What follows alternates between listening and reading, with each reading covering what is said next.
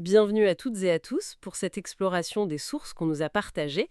Aujourd'hui, on plonge dans une étude de faisabilité intéressante réalisée par M8M Agency. Alors, on prononce bien M8M Agency. C'est ça, une agence qu'on connaît pour son expertise en automatisation, IA, en développement web aussi, et en marketing digital. Exactement, avec leur leitmotiv, votre évolution est notre succès. D'ailleurs, pour ceux que ça intéresse, l'étude est dispo sur gumroad.com.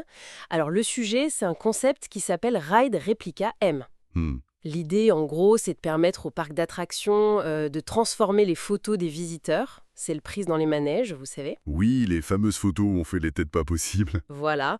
Eh bien, de les transformer en figurines 3D personnalisées, grâce à un mix d'IA et d'impression 3D. Bon, alors regardons ça de plus près. Oui, c'est une proposition qui touche vraiment à l'amélioration de l'expérience visiteur. La personnalisation, c'est devenu clé dans le loisir, donc voir comment rendre ça concret, viable, c'est intéressant. Concrètement, alors, comment ça marcherait pour moi, visiteuse bouleux? Je sors de l'attraction. Eh bien, après le tour, via une borne ou même ton propre smartphone, tu pourrais choisir un personnage, disons un astronaute, un chevalier, genre de choses. Ok. Et le système, hop, il prendrait ton visage, recréé en 3D à partir de la photo du manège, et il l'intégrerait sur le corps de l'astronaute. Ah oui, d'accord. Et c'est l'IA qui fait ça, la reconstruction du visage. C'est ça. La technologie clé, c'est une IA de vision 3D. Il y a des solutions comme Unyuan 3D de Tencent ou des modèles open source type Anime Portrait 3D. Ça génère le modèle 3D de la tête et ensuite on fusionne ça avec le corps choisi numériquement. Et on peut personnaliser encore plus? Couleur, un prénom gravé? Oui, l'étude mentionne ces options. Ajouter une couleur spécifique, graver un prénom, des petits détails comme ça. D'accord. Et l'étude parle de 2 options de produits, c'est ça? Oui, deux gammes. Une économique, imprimée en 3D plastique sur place, donc coût réduit, Mhm. et une confortable, en résine haute résolution, toujours imprimée sur place. Et on repart avec le jour même? Ou livraison? Les deux sont envisagés, retrait le jour même, ce qui est quand même idéal dans un parc, ou livraison si besoin. Ce qui est assez fascinant aussi, c'est l'idée d'ajouter des extras numériques. Ah oui, c'est-à-dire? Imagine une voix souvenir, une IA qui génère un petit message avec un clone de ta voix. Marrant. Ou alors un double digital de ta figurine, genre un NFT ou un avatar pour la réalité virtuelle. D'accord. Ça étend l'expérience au-delà du physique, c'est malin. Tout à fait. Et le plan de développement, lui, il voit ça comment? Alors, c'est phasé, assez prudemment d'ailleurs. D'abord un MVP, un produit minimum viable, en 6 mois, dans un parc pilote. L'étude cite Walibi Belgium comme exemple potentiel. D'accord. Ensuite, une phase pilote, test, ajustement, sur 6 à 12 mois. Classique. Oui. Et seulement après, envisager un déploiement dans plusieurs parcs sur 1 à 2 ans. Ça minimise les risques, c'est sûr. Et niveau argent, ça tient la route comment? Le modèle économique repose bien sûr sur la vente des figurines.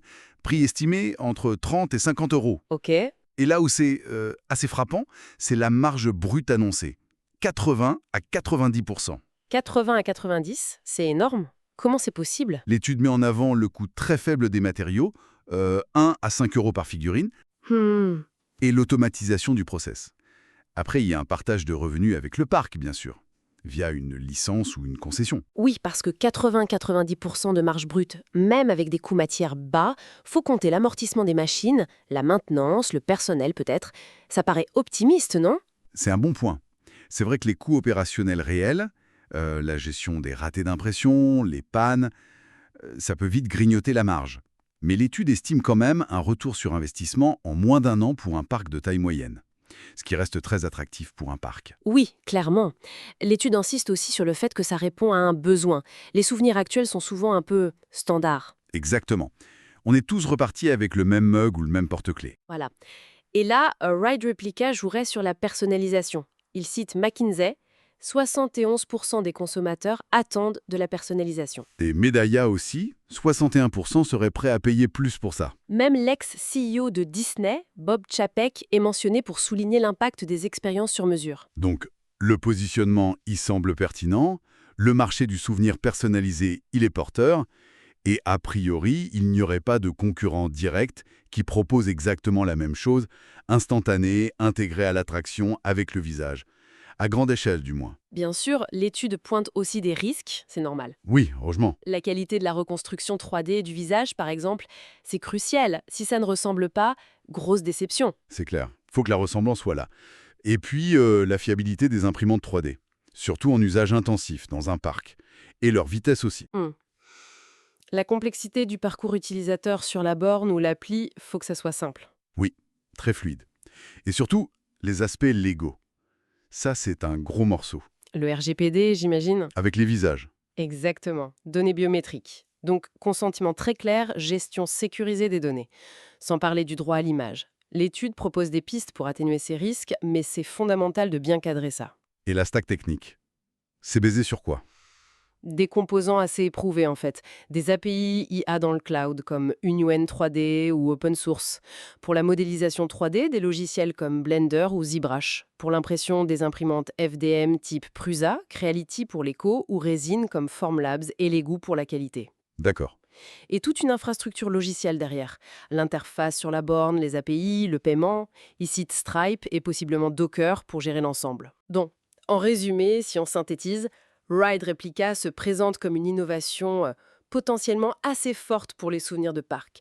Un objet vraiment unique, personnel, créé quasi sur place grâce à l'IA et l'impression 3D.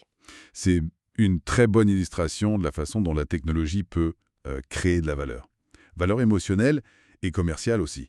En répondant à ce désir profond d'être unique, d'avoir quelque chose de personnel. L'étude semble avoir bien couvert les angles importants. Technique, marché, juridique.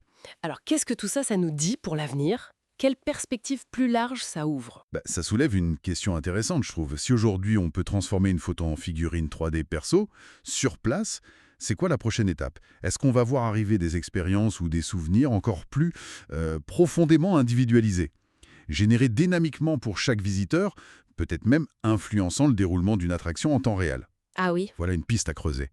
L'avenir du divertissement hyper personnalisé.